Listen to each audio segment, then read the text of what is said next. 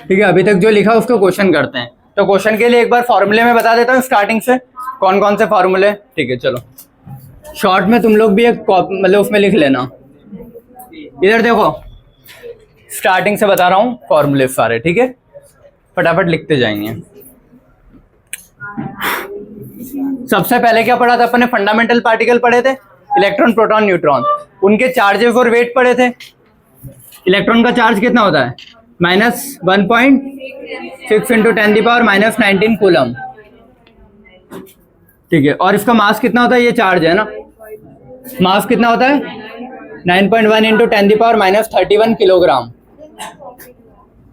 Clear है इतना? Charge और मास। प्रोटॉन का चार्ज बस प्लस में होता है 1.6 इंटू 10⁻19 कूलम। ठीक है, और मास कितना होता है प्रोटॉन का? 1.6 इंटू 10⁻27 किलोग्राम या फिर 24 ग्राम, जो भी लिखते हो तुम। ठीक है, न्यूट्रॉन, न्यूट्रॉन का चार्ज कितना है? 0, और मास कितना होता है? ऑलमोस्ट सेम ही होता है प्रोटॉन के। ठीक है, अब मास ऑफ न्यूट्रॉन ज्यादा होता है मास ऑफ प्रोटॉन के, याद रखना ये चीज। ठीक है, अब जो E/m वाली चीजें थी, चार्ज बाय मास, E/m किसका ज्यादा होता है? इलेक्ट्रॉन और प्रोटॉन में। मास अगर प्रोटॉन का ज्यादा है, न्यूट्रॉन का ज्यादा है, तो उसका E/m कम हो जाएगा ना। तो प्रोटॉन के लिए जो E/m है वो कैसा होगा? न्यूट्रॉन के लिए, न्यूट्रॉन का मास ज्यादा है तो ये चीज कम हो जाएगी, तो प्रोटॉन का ज्यादा होगा ना E/m। ठीक है, ये समझ में आया ना? हाँ, मतलब इन दोनों में कंपेयर कर रहा हूं मैं। ठीक है, तो एक ये चीज याद होनी चाहिए, ये चीज याद होना चाहिए, इतना। ठीक है, E/m समझ गया ना, charge by mass. E/m neutron के लिए 0 होता है क्योंकि चार्ज ही नहीं होता उस पर। ठीक है, फिर यहाँ से और अलग से ऐसी कुछ वैल्यू याद नहीं करनी है। एक एटम का फॉर्मूला था बट वो तुम्हारे काम का कुछ है नहीं, अंडर रूट वाला एक आता है 1/v/c का स्क्वायर, कुछ कोई काम का फॉर्मूला नहीं हो। ठीक है, चलो अब एक और सेकेंड चीज, मास ऑफ इलेक्ट्रॉन और प्रोटॉन में कन्वर्जन आता है। मास ऑफ इलेक्ट्रॉन इंटू 1837 करूंगा तो क्या आएगा? मास ऑफ प्रोटॉन, या फिर mass of proton is equal to mass of electron, अरे sorry, electron proton, electron is equal to mass of proton divide with 1837। एक ये कन्वर्जन था इलेक्ट्रॉन और प्रोटॉन के मास में। क्लियर है ये चीजें? ठीक है, इसके अलावा इलेक्ट्रॉन प्रोटॉन से तो कुछ था नहीं अपने को, इतना ही था ना। एक बार कॉपीज में चेक करते जाना, कुछ था नहीं इसके अलावा वैसे तो ये अपने बेसिक फंडामेंटल पार्टिकल तो यही चीजें थी फॉर्मूले के नाम पे। उसके बाद मॉडल, पहले मॉडल से तो कोई फॉर्मूला था नहीं थॉमसन से। बेटा आवाज नहीं करो कोई। कहाँ पे? E/m में तो लिखा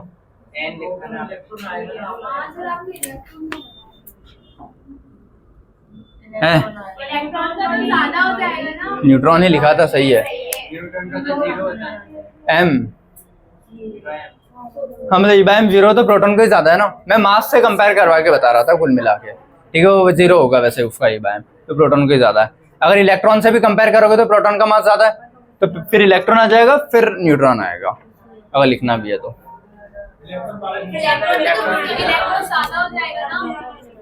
हाँ सॉरी, इलेक्ट्रॉन का ज्यादा है, फिर प्रोटॉन, फिर न्यूट्रॉन, और अल्फा पार्टिकल बीच में कहीं जहां भी आ रहा था वो देख लेना। क्लियर है? प्रोटॉन के बाद और न्यूट्रॉन के पहले, है ना। ठीक है, वो लिख लेना तुम लोग। ठीक है, या फिर लिख लो अल्फा पार्टिकल का ये था ना, और ये तो 0 हो जाता है इसका न्यूट्रॉन का। ये था सारा ऑर्डर। क्लियर है? यहां तक चीजें ठीक है।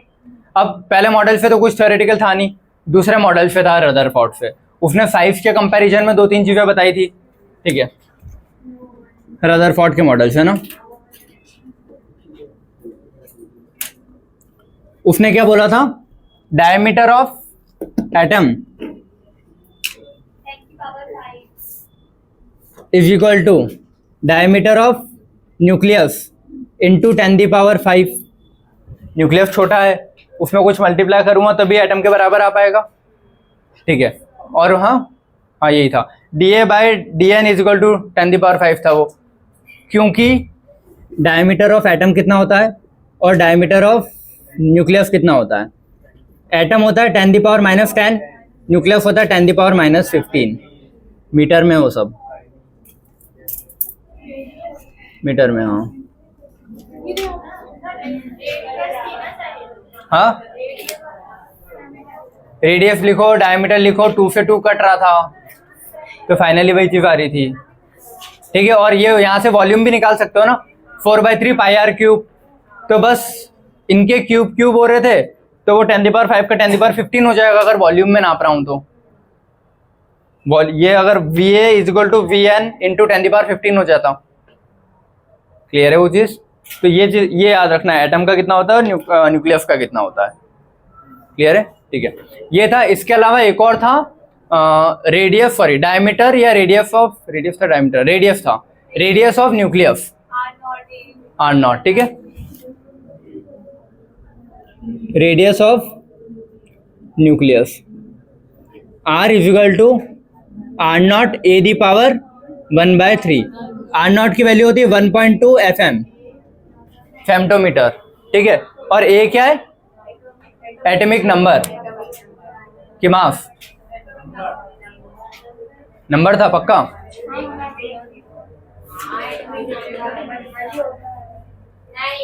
मास होगा, Z एटॉमिक नंबर होता है, क्योंकि कहीं भी अगर मैं लिख रहा हूं तो Z और A ये लिखा जाता है। Z एटॉमिक नंबर होता है, अभी लिखा है ना RZ²। Z एटॉमिक नंबर होता है, A हमेशा मास होता है। और मास क्या होता है? Neutron plus proton. तो वो न्यूट्रॉन प्लस प्रोटॉन दोनों ही है ना न्यूक्लियस में, तो उन दोनों का फिर चीजें आ रही है। ठीक है, तो याद रखना A क्या होता है? मास नंबर होता है। ठीक है, और ये रेडियस R = R0 A⁻⁻⁴। अगर दो एटम का न्यूक्लियस का रेडियस का कंपैरिजन देगा तो R1/R2, इधर देखो बेटा, R1/R2 = R0 तो कट जाएगा ना, तो बचेगा क्या? A1/A2 की पावर 1/3। दो का कंपेयर करूंगा तो R1 = R0 A⁻⁴, R2 = R0 A⁻⁴। तो R0 कट जाएगा तो ये चीज बचेगी ना फाइनल में। तो अगर दो का कंपैरिजन दे तो इस चीज से आ जाता है, रटना नहीं है, बट उससे आ रही सारी चीजें। क्लियर है? तो रदरफोर्ड से इतना ही था अपना। रदरफोर्ड के बाद कौन आया था? बोर। बोर से फिर अपन ने 3 मेन चीजें पढ़ी थी, रेडियस, वेलोसिटी और एनर्जी। थर्ड के बाद फोर्थ था अपना। ठीक है, बोर। मतलब यही काम का है फाइनली फिजिकल केमिस्ट्री के लिए। थ्योरी तो ठीक है, फिर समझ में जो भी आया तुमको। बोर से सबसे पहले रेडियस। बोर ने क्या बताया था? रेडियस क्या, मतलब इलेक्ट्रॉन से न्यूक्लियस का डिस्टेंस कितना होगा रेडियस के फॉर्म में। तो वो क्या होता है? बातें नहीं, 0.529 × 10⁻n²/z। क्लियर है? ये फिर क्या था अपना? वेलोसिटी लिख लो, बेटर है। वेलोसिटी क्या होता है? 2.1 × 10⁶ Z/n। इसमें Z/n है, उसमें n²/z है। ठीक है, तीसरा आता है एनर्जी। और एनर्जी कुछ नहीं बोलूं तो टोटल एनर्जी ले रहा हूं। ठीक है, -13.6 × Z²/n²। ये क्लियर है? तो ये जो चीज है ना, इसको वो ये ऐसे भी लिखता है, R = R0 n²/z। ठीक है, वो कांस्टेंट है तो R0 लिख देता है वो। तो उसको ना बोर रेडियस भी बोलता है वो, कि बोर्स रेडियस। R0 जो है उस वर्ड को क्या बोलता है? Bohr's radius. कभी पूछ ले तो बोर्स रेडियस। क्लियर है? कोई डाउट किसी को? ठीक है, ये 3 चीज समझ में आई। अब इसमें एनर्जी के कन्वर्जन पूछता है। काइनेटिक एनर्जी मुझे पता है क्या होता है, ½ mv² होता है। पोटेंशियल होता है K, Q1 Q2, और Q1 क्या लेते हैं? Ze, है ना, आता है। अपॉन R होता है बस पोटेंशियल में। बताऊं, काइनेटिक एनर्जी ½ mv² होता है। पोटेंशियल एनर्जी होता है K, Ze पहला क्यूब और ये दूसरा क्यूब, अपॉन सिर्फ R होता है, R² नहीं होता है पोटेंशियल में। फोर्स में K, Q1 Q2/R² होता है। ठीक है, और टोटल एनर्जी तो ये लिखा है। अब जब भी पोटेंशियल वाली चीजें लिखूंगा तो उसमें 2 का मल्टीप्लाई, तो वो इन तीनों का आपस में कन्वर्जन क्या होता है वो देखना आप। टोटल एनर्जी जो होता है उसको अगर काइनेटिक से कंपेयर करूं तो माइनस ऑफ काइनेटिक एनर्जी होता है। टोटल और काइनेटिक में बात करूंगा तो क्या होगा? Minus of kinetic. ठीक है, लेकिन जब टोटल और पोटेंशियल में करूँगा तो पोटेंशियल बाय 2 होता है वो बस। तो अगर तुमको तीनों को आपस में इंटर कन्वर्जन करना है ना किसी का भी किसी से, तो क्या लिखते हो तुम, माइनस, टोटल एनर्जी माइनस में होती है ना, तो minus is equal to kinetic energy is equal to minus of potential energy divide with 2। अब इसमें से तुम अगर मान लो काइनेटिक दे रहा है, टोटल पूछ रहा है, टोटल दे रहा है, पोटेंशियल पूछ रहा है, तो कोई भी दो को उठा के कंपेयर कर लो ना, या तो इन दो को या इन दो को या इन दो को, तो आ जाएगी ना आंसर। और पोटेंशियल हाइट की वजह से होता है, तो मैंने ऐसे याद रख रखा था, हाइट है तो पैर काट दो तो थोड़ा नीचे आ जाएगा ऐसा, तो डिवाइड विथ 2। क्लियर है? जैसे भी याद रखो, ठीक है। तो ये चीज समझ में आई। अब रेडियस के बढ़ने पे टोटल एनर्जी बढ़ती है, ये एक अगला, रेडियस के बढ़ने पे क्या क्या होगा, टोटल एनर्जी बढ़ेगी, जैसे जैसे रिंग बढ़ाते जा रहा हूँ टोटल एनर्जी बढ़ती है। काइनेटिक एनर्जी कम होती है क्योंकि स्पीड स्लो हो जाती है, और पोटेंशियल एनर्जी बढ़ती है। काइनेटिक एनर्जी में हाफ एम वी स्क्वायर होता है ना, वी कम तो काइनेटिक एनर्जी भी कम, वी कम हो जाएगा तो काइनेटिक एनर्जी भी कम होगी ना। समझ में ये चीज। तो रेडियस के बढ़ाने पे क्या क्या चीजें होती है समझ गए। यहाँ से इतना ही था। अब यहाँ से तुम फ्रीक्वेंसी, टाइम पीरियड, वो सब चीजें निकाल लोगे, वो पूछता नहीं है कभी क्वेश्चन में, बट थ्योरी में अपन ने लिख ली है। Velocity is equal to distance by time, time इधर करोगे, डिस्टेंस का ये ऐसा कर लोगे, तो आर क्यूब बाय जेड या जेड क्यूब बाय आर, जो भी आ रहे थे कुछ 3-4। क्लियर है? कर लोगे ना चीजें, ठीक है। वो एंटर कर, मेन अपना यही है फाइनल याद रखने के लिए। इसके अलावा और कुछ इंपॉर्टेंट था क्या बोर में फॉर्मूले से रिलेटेड? चेक कर लो एक बार। बोर का डिमोरिट अपना वो था जीमन और स्टार्क इफेक्ट मेन तो, ठीक है। जीमन मतलब मैग्नेटिक फील्ड से डिफ्लेक्शन क्यों हो रहा था, और स्टार्क मतलब इलेक्ट्रिक फील्ड से डिफ्लेक्शन क्यों हो रहा था। ये बोर नहीं समझा पाया था, जो स्पेक्ट्रम निकल रहा है उसका डिफ्लेक्शन, ठीक है। और कुछ था क्या इसमें बोर वाले में? बेटा कॉपी में देख लो एक बार, कुछ और ऐसा अलग से फॉर्मूला कुछ इंपॉर्टेंट नहीं था? चेक करो ना।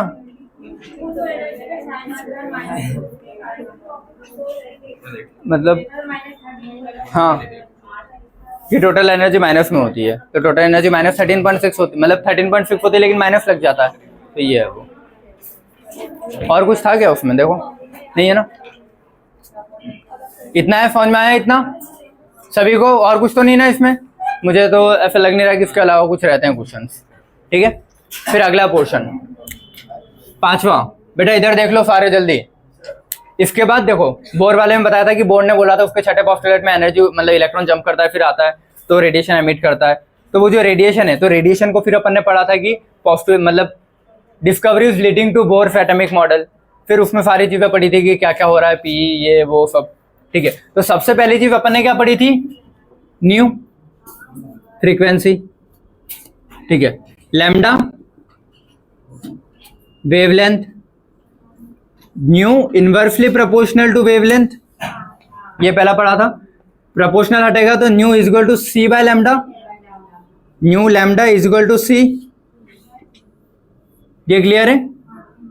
सी क्या होता है? Speed of light, 3 × 10⁸ metre per second speed of light होता है ये। इतना क्लियर है? ठीक है। इसके बाद फिर और भी चीजें आई थी। वेव नंबर आया था। वेव नंबर क्या होता है? Inverse of wavelength. तो वेव नंबर को मैंने ऐसे डिनोट किया था, वो क्या था? 1/λ। तो यहां पे अगर मैं लैम्डा को इधर ले जाऊं तो 1/λ हो जाएगा ना, c/λ। देखो nu lambda is equal to c था,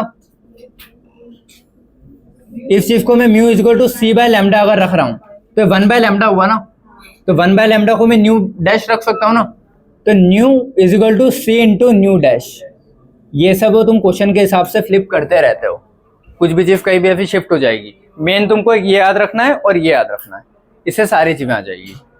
एक एम्पलीट्यूड का पढ़ा था कि एम्पलीट्यूड का square is directly proportional to intensity.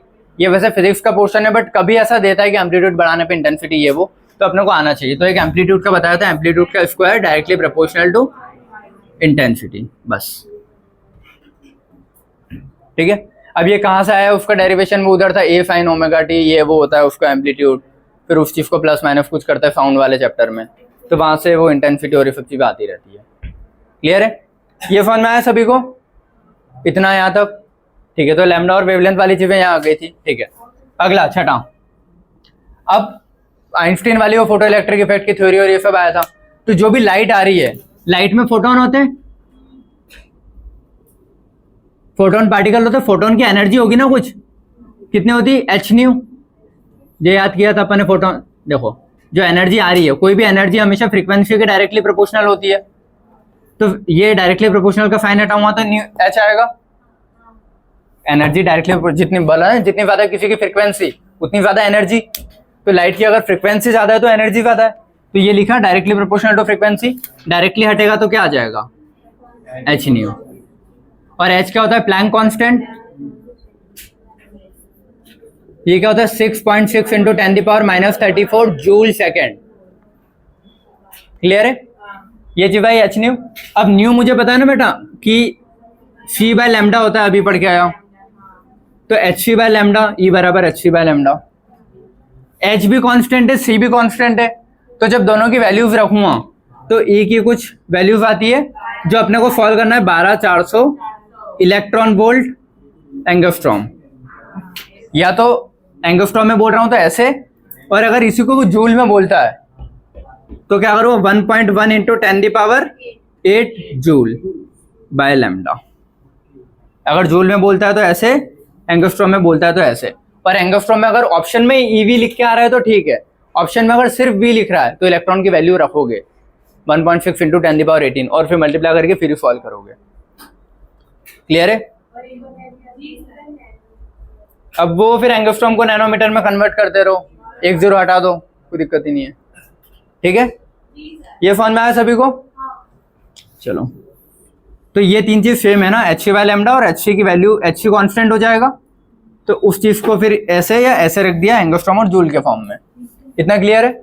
इसके बाद यहाँ से लाइट ऑफ फोटोन से कुछ था क्या, फॉर्मूला कुछ अलग मुझे नहीं लग रहा कुछ था। ठीक है, इतने ही थे। ई बराबर एक, हाँ ये जो था इसको ई बराबर एन एच न्यू भी एक होता है। अगर वो मोल देना तो एन को मोल होता है, एन क्या होता है, मोल। 5 मोल दे रहा है तो फिर 5 यहाँ रखना पड़ेगा तुमको। वो कुछ नहीं दे तो वो एच न्यू ही करते हैं, 1 कर देते हैं उसको। क्लियर है। इसके बाद फोटो इलेक्ट्रिक इफेक्ट था, पी। इसके बाद क्या, छठे के बाद सातवां, फोटो इलेक्ट्रिक इफेक्ट।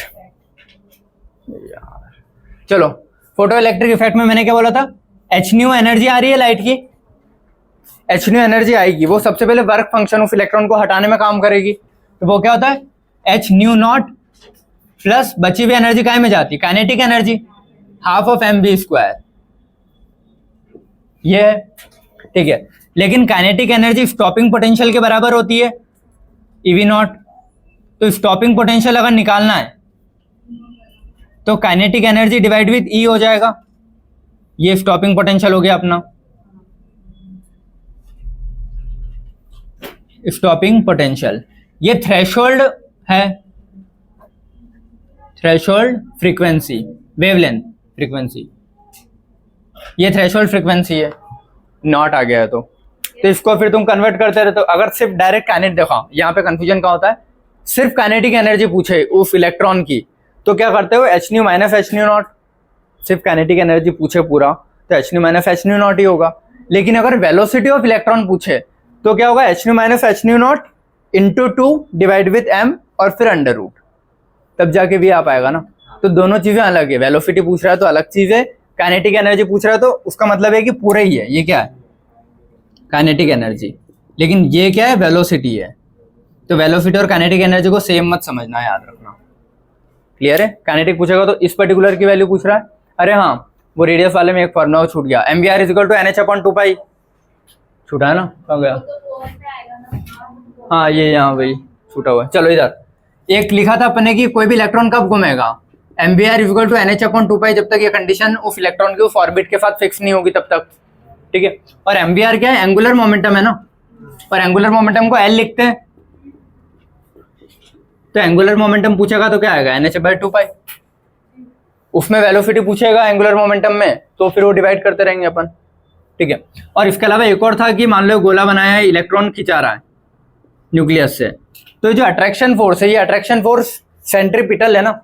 तो सेंट्रीपिटल फोर्स कौन एक्ट करवा रहा है, कोलम्बियन फोर्स जो अपना अट्रैक्शन फोर्स है, तो K Q1 Q2 bye are square, ये अंदर लग रहा होगा, और जो दूर जाता है फोर्स वो mv स्क्वायर बाय आर होता है, ठीक है।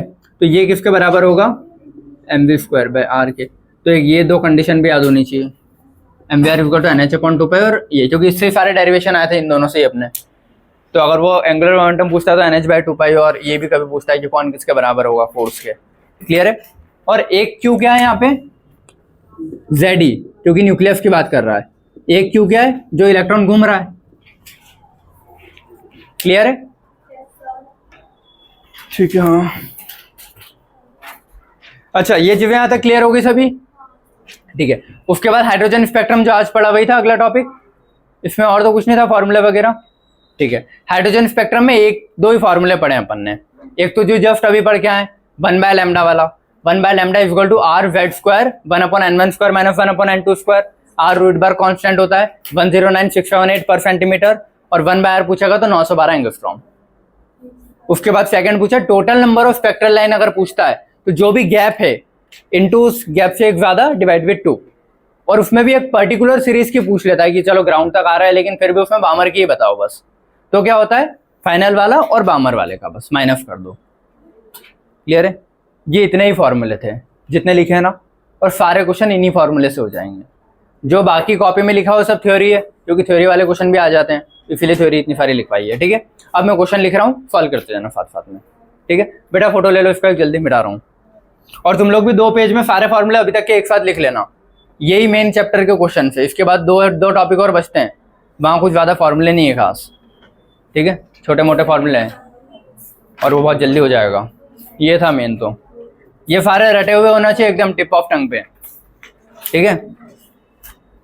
समझ गए क्या काम का फिजिकल केमिस्ट्री में, ये याद है सारे। सेकंड बेंच कॉर्नर याद कर लेना, हाँ तो आ जाने चाहिए, ठीक है। अगर एक ब्लैंक पेपर दे रहा हूं कि ब्लैंक पेपर लो और शुरू से स्टार्ट हो जाओ, तो तुमको लिखते आने चाहिए यहाँ तक सारे, ठीक है। क्योंकि जब भी टेस्ट होगा उसके पहले मैं फॉर्मूले एक बार क्लास में लिखवा के देखूंगा खाली पेज पे, ठीक है, तभी टेस्ट दे पाओगे। हाँ वरना कोई मतलब नहीं बिना फॉर्मूले के फिजिकल केमिस्ट्री का टेस्ट देने का। देखो एक बार मैं क्वेश्चंस की अप्रोच बता देता हूँ कैसे करता है, फिर 2 क्वेश्चन मैं करवा देता हूँ, तीसरा तुम लोग ट्राई करना, ठीक है। पूछा क्या है, the frequency of the radiation, sorry पहले क्वेश्चन पढ़ लेता हूँ फिर देखता हूँ पूछा क्या है। The frequency of the radiation having wave number ये इज, तो फ्रीक्वेंसी पूछी है ना, और वेव नंबर क्या है ये दिया है, frequency of the radiation having wave number this is, तो फ्रीक्वेंसी इज पूछ रहा है वो, ठीक है। फ्रीक्वेंसी की यूनिट पता है सेकंड इनवर्स होती है, ठीक है, तो वो फ्रीक्वेंसी की यूनिट लिखी उसने, वेव नंबर की दे दी है मीटर इनवर्स, तो उसका इससे कोई लेना देना नहीं है मीटर को सेकंड में, मीटर अलग ही चीज़ है, सेकंड अलग ही चीज़ है, ठीक है। तो फ्रीक्वेंसी पूछा है, तो मुझे फ्रीक्वेंसी और वेव नंबर में कुछ रिलेशन पता है क्या, पता है। फ्रीक्वेंसी क्या होता है ये, तो 1/λ is equal to wave number, ये पता है ना मेरे को, ये हटाओ, ये चीज पता है कि वेव नंबर क्या होता है इसके इनवर्स में होता है। इसने दिया क्या है, फ्रीक्वेंसी पूछी है और वेव नंबर दिया है, तो इसको मैं इनवर्स कर लूंगा ना, 1/ν इज इक्वल टू लैम्डा, और लैम्डा पूछा है तो 1/ν ही रखना है बस मेरे को, sorry lambda nu is equal to c होता है, तो 1/λ, ये लैम्डा को इधर ले जाऊंगा ना, ठीक है, तो nu is equal to C by lambda होगा, तो 1/λ जो होता है वो क्या होता है न्यू बार, ये समझ में आया, ठीक है। 1/λ न्यू बार हो गया, तो फिर फ्रीक्वेंसी कुछ गड़बड़ कर रहा हूँ मैं, न्यू इज इक्वल टू, अरे ये लगेगा वालों, ठीक है, वेव नंबर दिया इंटू सी, और ये क्या फ्रीक्वेंसी, ठीक है। तो फ्रीक्वेंसी पूछी है, सी मुझे पता है क्या होता है, और वेव नंबर पता है, तो सी क्या होता है 3 × 10⁸, वेव नंबर क्या दिया है 10, तो 10 में कुछ नहीं दिया तो पावर 1 है ना, तो जब भी मल्टीप्लाई में पावर जुड़ती है तो 3 × 10⁹ सेकंड इनवर्स फोर्थ आया। मतलब ये कन्वर्जन तुमको सीखने पड़ेंगे कि किसको किस में कैसे कन्वर्ट करना है। फॉर्मूला एक ही लग रहा है, ये वाला फॉर्मूला याद रखना है तुमको, बस बाकी इससे सारी चीज़ें हो जाएगी। इससे मुझे पता है 1/λ, तो लैम्डा को इधर रखा और उसको न्यू रख दिया। क्लियर? सेकंड वाला मैं करता हूँ, ठीक है, तुम लोग देखना। The energy of photon, energy पूछी ना फोटोन की, एनर्जी ऑफ फोटोन क्या होता है? एच न्यू, पता है ना मुझे। तो एनर्जी ऑफ फोटोन इसने पूछा है, तो E बराबर एच न्यू, ये मेरे को पता है, ठीक है। हैविंग वेवलेंथ, वेवलेंथ दे रखी है ना, मतलब क्या लैम्डा दिया है, ये समझ में आता है ना बेटा, लैम्डा दिया है और E बराबर एच न्यू मुझे पता है। तो वैसे तो तुम लोग इसको फिर अलग अलग फॉर्मूले से करते रहो। देखो अलग क्या, यही है, E बराबर एच न्यू होता है कोई भी फोटोन की एनर्जी, ये क्या होता है एच सी बाय लैम्डा। तो एच की वैल्यू रखूं, फिर सी की रखूं, फिर लैम्डा इसने दिया है वो रखूं। तो या तो मैं ऐसे कर सकता हूं कि एच की क्या होती है 6.6 इंटू 10⁻⁻34 इंटू सी क्या होता है 3 इंटू 10⁸ अपॉन में लैम्डा कितना दिया है 300 इंटू नैनोमीटर, तो नैनो होता है 10⁻⁹। ये सब कॉपी के मार्जिन पे लिखते जाना। नैनो क्या होता है 10⁻⁹, एंगस्ट्रॉम 10⁻8 मीटर होते हैं, है ना, ये लिख लेना। नैनो क्या होता है 10⁻9 मीटर, ठीक है। तो नैनो को भी कन्वर्ट कर दिया है मैंने, ये फोन में आया। अब इतना सारा मल्टीप्लिकेशन काटूं वहाँ दिक्कत होगी, ठीक है। लेकिन आंसर काय में दिया इसने, जूल में दिया ना सारे मेरे को।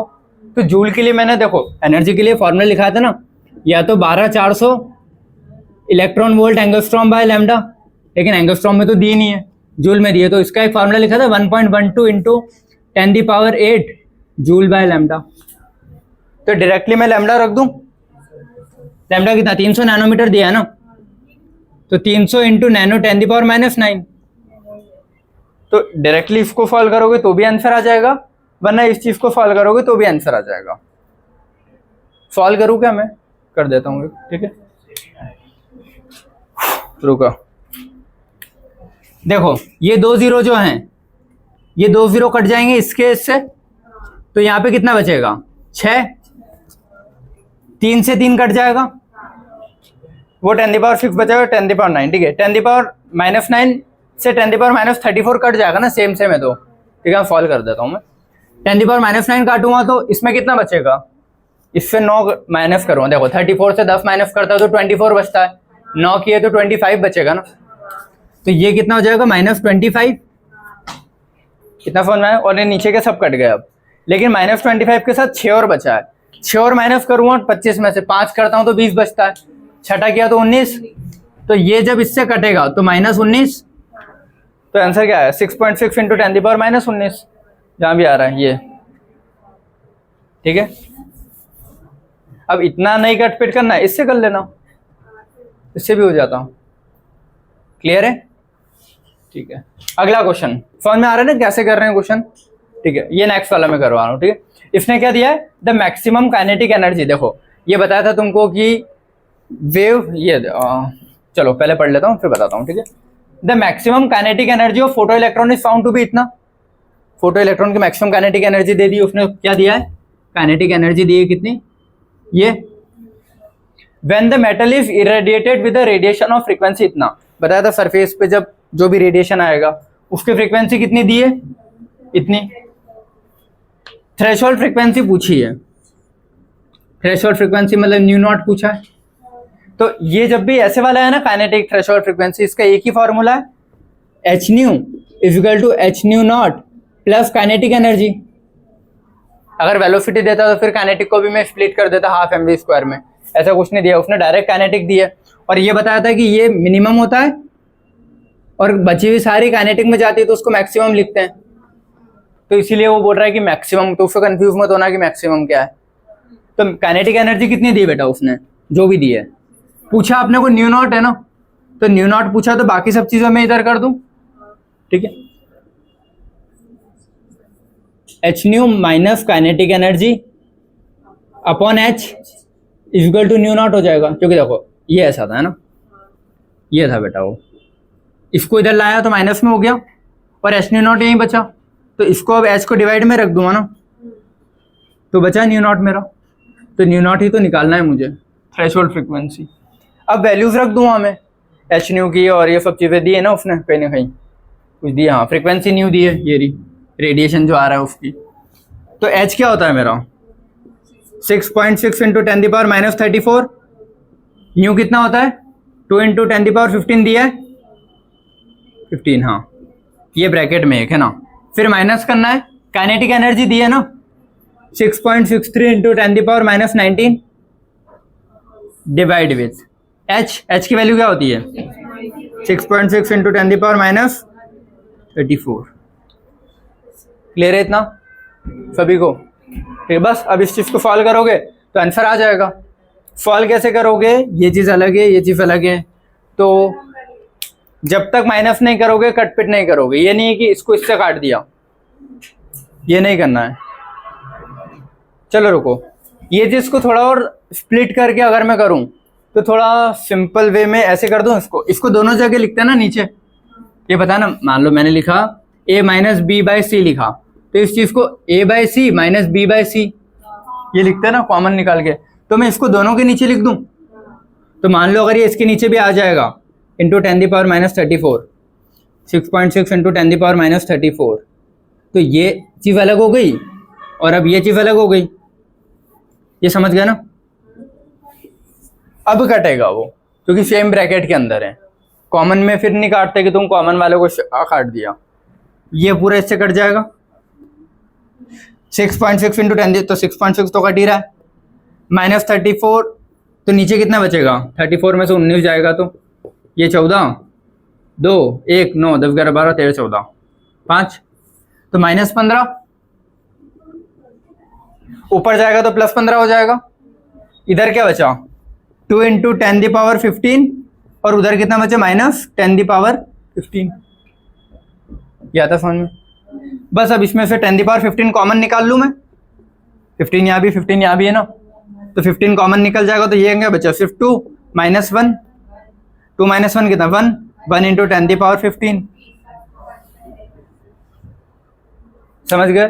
जितना सिंप्लीफाई हो पाएगा उतना सिंप्लीफाई करोगे, ठीक है, और सॉल्व करोगे। कभी भी वो इसमें फिर ये नहीं देता कि 16 रख रहा है और तुमको फिर कॉमन निकालने में दिक्कत हो रही है। ऐसे ही ऑप्शन आते हैं जहाँ कॉमन निकल जाएगा और नहीं भी निकल रहा होता तो कर लेते हैं। 16 अगर मान लो इसको ये देता हो कि ये 10 पावर मान लो 20 हो जाता, तो क्या करते हैं 10 पावर 15 कॉमन निकाला, फिर क्या बचा 2 माइनस यहाँ कितना करूँ 10 पावर 5 करूँगा ना, ऐसे कुछ, तो 2 into 10 power 15 minus 10 power 15 into 10 power 5 होता तो जुड़ जाता, तो 20 हो गया। अब फिर इस चीज को फिर सॉल्व करना मुश्किल हो जाएगा, 2 में से 1 लाख माइनस कैसे करोगे, ये नहीं होगा, तो ऐसे ऑप्शन आएंगे ही नहीं कभी, ये जो है ना ऐसा अलग ये नहीं आएगा, इसको माइनस कर ही नहीं पाओगे तुम। समझ गए? तो ऑप्शन ऐसे ही आते हैं जो तुमसे सिंप्लीफाई में कट हो रहे होंगे। क्लियर है? चलो, तो अगले वाले लेक्चर में अपन और भी क्वेश्चंस करेंगे। अभी मैंने देखो रैंडमली कुछ भी मिला तो वो क्वेश्चन लिख दिया था, ठीक, क्वेश्चन ही थे, अच्छे थे, ठीक है, लेकिन स्टार्टिंग से रेडियस वाले फॉर्मूले से लेके आखिरी तक अभी तक के सारे हर एक फॉर्मूले से 2-2 3-3 वैरायटी कर लेंगे, तो तुमको समझ में आ जाएगा अप्रोच लग कैसे रही है। अब समझ में आया ना थ्रेशोल्ड का मतलब अलग से क्यों बताया, सिर्फ थ्रेशोल्ड पूछ रहा है कि पूरा पूछ रहा है, हो सकता है अभी काइनेटिक दे रखी हो, पूछ लेता वेलोसिटी पूछ लेता थ्रेशोल्ड देके, तो वेलोसिटी के लिए फिर हाफ और एम भी रखना पड़ता, सिर्फ वी निकालना होता मेरे को। क्लियर है? तो ऐसे क्वेश्चन आएंगे तो सीख जाओगे धीरे धीरे, जब ऐसे 100-200 क्वेश्चन तुम कर लोगे बन जाएगी फिजिकल केमिस्ट्री। क्लियर है? चलो, तो ये वाला लेक्चर यहीं पे एंड कर रहा हूँ। Thank you so much.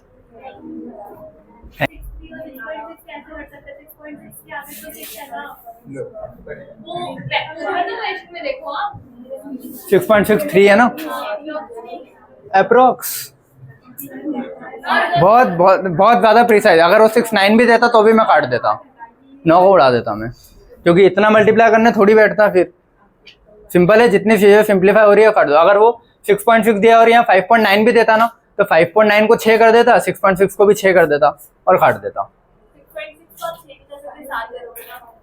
Question अगर करना है तो कर दूंगा मैं, तो अप्रोक्स में आंसर आ जाएगा। हाँ, वो होता है कि 0.5 के ऊपर होता है तो आगे बढ़ाते, लेकिन अगर इसको 7 कर दूं और 5 तो फिर फंस जाता ना, इतना मल्टीप्लाई कौन करता। इसीलिए जितना सिंप्लीफाई होगा उतना 1-2 नंबर तो तुम ऊपर नीचे आराम से कर लोगे। तो अभी मिला ना, बस ऐसे ही। तो तुम इसमें कंफ्यूज मत होना कि 3 दिया है, 3 भी गायब 6 भी गायब कर देता लगता, तो ये देखना। अरे तुम्हारी तो लग ही रहा है मेरे को, फंस जाए। Good morning everyone. सभी के मुंह से आवाज निकाल लो बेटा थोड़ी। हाँ आ जाओ जाओ, चलो आओ चलो देखो, कल अपन ने 3 क्वेश्चन किए थे, बाकी के थोड़े और क्वेश्चंस करवा रहा हूँ। ये किस हेडिंग से वैसे चल रहे हैं, फोटो इलेक्ट्रिक इफेक्ट वाली हेडिंग पे चल रहे हैं, ठीक है, क्योंकि भाई फॉर्मूलेस लग रहे हैं। चलो क्वेश्चन पढ़ता हूँ और पूछा गया सॉल्व करते जाते हैं। सारे इधर देखना अप्रोच कैसे लगाते हैं जो लोग फर्स्ट टाइम क्वेश्चन कर रहे हैं, ठीक है। The number of photons of light having wavelength 100 nanometre, क्या दिया है, वेवलेंथ, ठीक है, which can provide 1 joule energy, energy दी है, इफ नियरली। तो ये इफ नियरली जो पूछा है ना, वो स्टार्टिंग का पूछा है, number of photons if nearly. कभी भी क्वेश्चन देता है ना, तो पहले ये चीज दे देता है कि पूछ क्या रहा है, उसके बाद बाकी डिटेल्स दे देता है, और आखिरी में पूछता है इफ या आर जो भी है, तो वो लिखा हुआ रहता है, मतलब ये पूछ रहा है और बाकी डिटेल्स के बाद इफ नियरली। अब एक बार पढ़ के देखो इस क्वेश्चन को वापस से खुद से। The number of photons of light, light की वेवलेंथ दी है, उसकी एनर्जी दी है, तो फोटोन ही पूछे होंगे ना इफ नियरली। तो अगर वेवलेंथ दे रखी है, एनर्जी दे रखी है, देखो वेवलेंथ दी है, एनर्जी दी है, नंबर ऑफ फोटोन मतलब एन, तो ये फॉर्मूला कहाँ है अपने पास, देखो गिने चुने फॉर्मूले, तो ऐसा फॉर्मूला। और लाइट का बोला ना, number of photons of light, जैसे ही लाइट आ गया मतलब समझ जाना लाइट का जो फोटोन है उसकी एनर्जी कितनी होती है, एच न्यू। ये बताना मुझे, क्योंकि उसने क्वेश्चन में आ रहा है number of photons of light, तो लाइट से जो फोटॉन्स आ रहे हैं उनकी एनर्जी बताई थी, E is equal to H nu. तो सबसे पहला बेसिक फॉर्मूले अपना ये इजिकल टू एच न्यू, और बोला था कि इसको एन एच न्यू लिख लेना, ठीक है। अगर कुछ नहीं देता है तो एच न्यू ही रख देते हैं अपन, लेकिन उसने बोला ना नंबर ऑफ फोटोन, कुछ नहीं देता तो 1 ही रख के चलते हैं अपन, ठीक है। तो एन एच न्यू, क्लियर है, ये फॉर्मूला हो गया। उसमें उसने ई दी है, ये दिया है लैम्डा दिया है और ई दिया है, अपने को न्यू में है ना, तो उसको सी बाय लैम्डा रख दूं, E is equal to N H, और लैम्डा क्या होता है, सी बाय ए, मतलब ये होता है। क्यों, क्योंकि वेवलेंथ इनटू फ्रीक्वेंसी क्या होता है, कांस्टेंट होता है ये, स्पीड ऑफ लाइट। तो अगर ये निकालना है तो सी बाय लैम्डा कर दूंगा, और ये निकालना है तो समझ गए ना, क्रॉस मल्टीप्लाई करता रहूँगा इधर उधर से। तो मुझे न्यू दिया था तो सी बाय लैम्डा, क्योंकि लैम्डा था मेरे पास यहाँ पे, तो ऐसे कन्वर्ट कर लिया तो क्या हो गया, N H C by lambda. इतना क्लियर है ना सभी को। बस अब सारी वैल्यूज भी तो रखनी बेटा इसमें। एन पूछा है तो एन को ही रहने दो, बाकी सब इधर लेके चले जाओ ना, जो चीज़ पूछी है। नंबर ऑफ फोटोन पूछे हैं तो इसको यहीं रहने देता हूँ, बाकी सब इधर कर देता हूँ मैं। तो ई ये क्रॉस मल्टीप्लाई में इधर होगा, तो lambda upon H C is equal to N. Clear है इतना, ठीक है। बस अब इनकी वैल्यूज रख दो, वैल्यूज में यहाँ रख देता हूँ, ठीक है। N is equal to energy कितनी दी है 1, वेवलेंथ कितनी दी है 100 नैनोमीटर। नैनो का मतलब होता है 10⁻⁹। मार्जिन के ऊपर ये चीजें लिख लेना, नैनो मतलब 10⁻⁹ मीटर, एंगस्ट्रॉम मतलब 10⁻⁻10 मीटर, मेगा मतलब 10⁻⁶, माइक्रो मतलब 10⁻⁶। ये कैपिटल एम आ रहा हो इसका मतलब होता है मेगा और 10⁻⁶, और ये ऐसा आ रहा हो इसको माइक्रो बोलते हैं, ये होता है 10⁻⁻6, ठीक है। इतना क्लियर है। चलो तो ये लिखा मैंने ऊपर वाली दोनों चीजें, नीचे एच और सी की वैल्यू रखनी है। अब एच और सी की वैल्यू रखूं, एच क्या होता है 6.6 इंटू 10⁻34 इंटू सी की वैल्यू का स्पीड ऑफ लाइट 3 इंटू 10⁸। अब जो इतने बड़े कैलकुलेशंस हैं इनको कट करना पड़ेगा। देखो पहले तो -9 से -34 कट कर लूँ, माइनस माइनस के सीधा कट जाएंगे, तो -34 कट होगा तो कितना बचेगा, देखो 10 होता तो 24 बचता, लेकिन 9 ही कटे तो 25 बचेगा ना, तो ये क्या हो जाएगा -25। अब -25 जब ऊपर जाएगा तो +25 हो जाएगा, तो 10⁻+25, तो यहाँ से ये गायब हो गया। अब और ये 25 और 8 सेम में तो कट जाएगा ना, देखो माइनस माइनस डायरेक्ट कटेगा, प्लस प्लस, तो पहले कोशिश करना है कि ऐसे कन्वर्ट कर पाओ। ये 8 से 25 कटेगा, 10 कम होता तो 15 हो जाता, लेकिन 8 ही हुआ तो 2 और बढ़ा दूंगा ना 17, तो इसको कितना लिख दूंगा 10⁻17, ठीक है।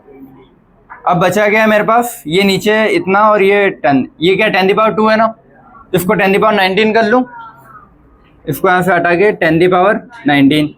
ऊपर के सब क्लियर होगा, ये एक ही बचा है ना, 10⁻19। नीचे बचा है 6.6, फिर उसको 10⁻20 कर लूँ, क्योंकि ये पॉइंट हटाऊंगा तो ऊपर 10 आएगा, और 10 मतलब 10⁻1 तो उधर जुड़ जाएगा तो 20। ठीक है, अब नीचे क्या बचा है, सब कट गया था, 66 × 3 बचा है। हाँ ठीक है, 66 × 3 होता है 198। अब 198 को डिवाइड करने बैठोगे तुम 1 से, रुको 198 को 200 ले लूँ मैं राउंड फिगर में, सिंपल पड़ेगा। ठीक है, एग्जैक्ट कैलकुलेशन नहीं करोगे तो इसको 200 ले लिया। 200 में जो 10 2 0 है, ये 2 0 इससे कट जाएंगे तो कितना बचेगा, 10⁻18, ये कट गया ना। और 1/2 मतलब क्या होता है, 0.5, आधा मतलब 0.5, तो 0.5 का पॉइंट शिफ्ट करूँगा तो 5 × 10⁻, कुछ रहेगा ना। और देखो ये है 0.5 × क्या है, 10⁻18 है।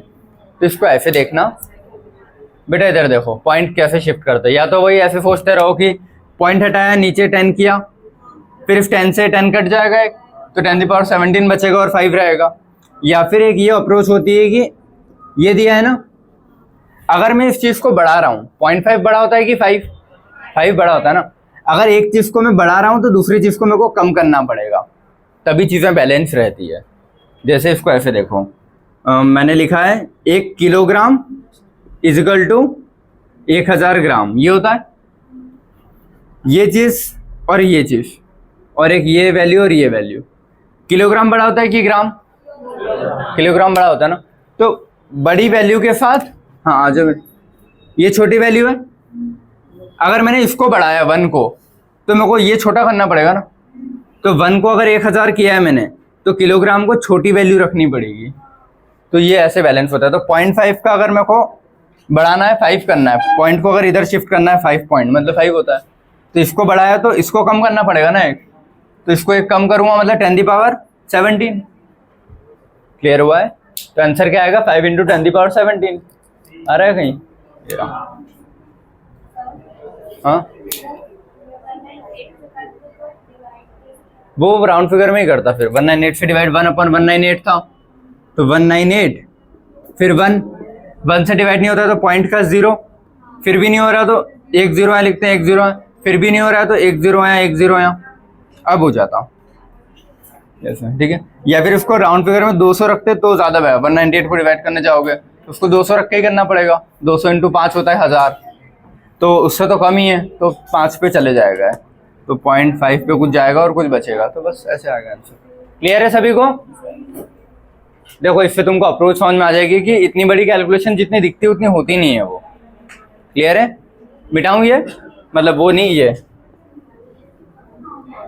ये लिख लिया ना बेटा मार्जिन के ऊपर।